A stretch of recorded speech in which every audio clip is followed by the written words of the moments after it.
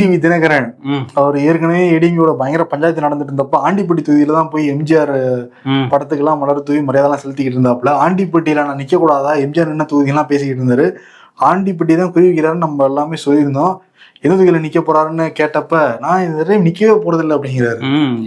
நான் வந்து கட்சிக்காரங்களை ஜெயிச்சு அவங்க அமைச்சராக்க போறேன் அப்படிங்கிறாரு. நான் மத்திய அமைச்சர் ஆயிடுவேன்ல, அவர் ஒரு மாநிலங்களை சீட்டு கொடுத்தாங்கன்னா மத்திய அமைச்சர் ஆயிடுவேன்னு எதுவும் பிளான் வச்சிருக்காரோ என்னமோ தெரியல.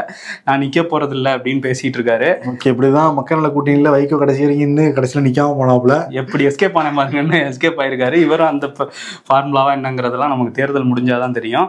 சரி, அதே மாதிரி ஓபிஎஸ் பத்தி கேள்வி கேட்டாங்க. அதுக்கு என்ன சொல்றாருன்னா, அவர் வந்து ஒரு வாரம் அமைதியா இருந்தாரு, தர்ம யுத்தம்லாம் பண்ணாம சும்மா இருந்திருந்தாருன்னா அவரே முதலமைச்சர் ஆயிருக்கலாம்.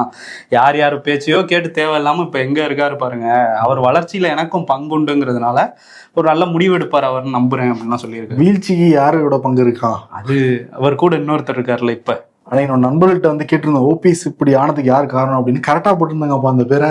யார் அவரோட ஆலோசகரோ ஒரு பேரை போட்டிருந்தாங்க.